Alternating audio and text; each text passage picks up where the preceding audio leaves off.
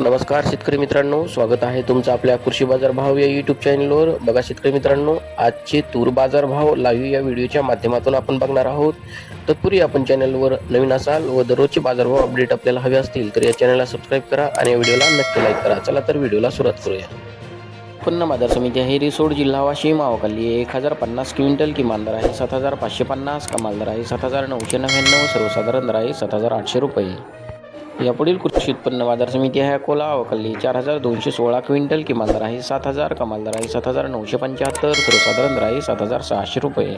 यापुढील कृषी उत्पन्न बाजार समिती आहे अमरावती. आवकाली 7992 क्विंटल, किमान दर आहे 8000, कमाल दर आहे 8200, सर्वसाधारण दर आहे 8100 रुपये.